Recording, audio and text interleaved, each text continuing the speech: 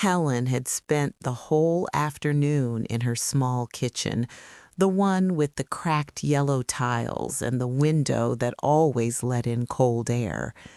Snow fell quietly outside, covering the streets of Ohio in white.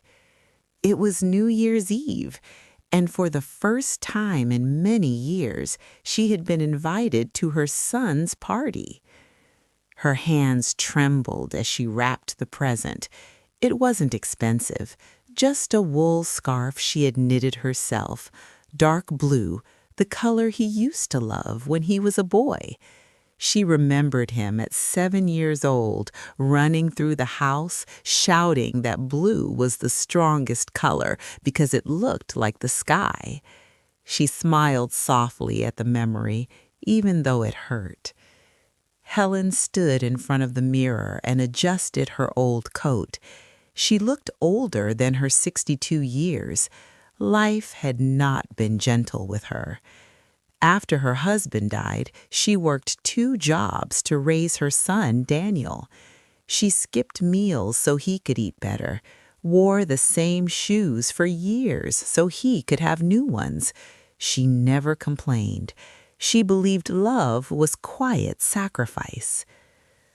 The party was loud. Music spilled out of Daniel's large house, bright lights flashing through the windows. Cars filled the driveway.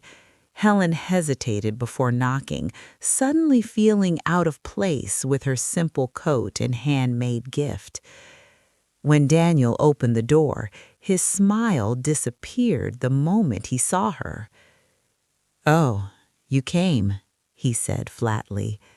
"Yes," Helen replied softly. "You invited me." He stepped aside without warmth. Inside, people laughed, glasses clinked, and everyone seemed young, confident, and successful. Helen felt invisible. She stood alone near the wall, holding her present tightly. No one spoke to her. She watched Daniel moving through the crowd, laughing loudly, dressed in expensive clothes. Pride filled her chest, but also loneliness. When midnight came closer, Helen gathered her courage and walked toward him. "Daniel," she said gently, "I brought you something." She held out the scarf.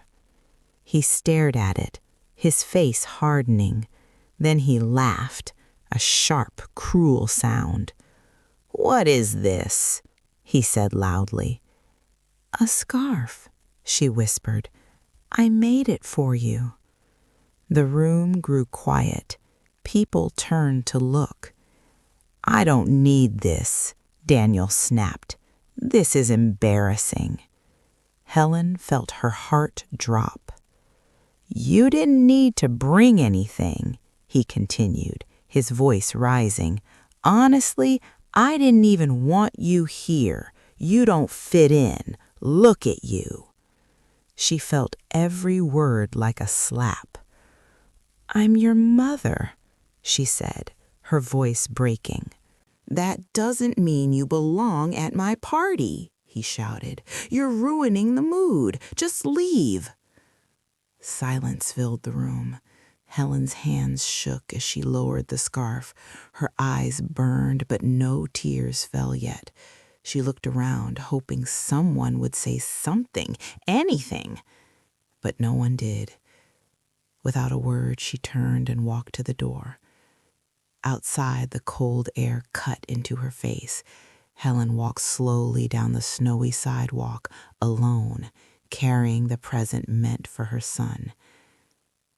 At home, she placed the scarf gently on the table. She sat in the dark and finally allowed herself to cry. Not loud, not dramatic, just quiet tears falling into her hands. She thought of the boy who once held her hand, who cried when she worked late, who promised he would take care of her someday.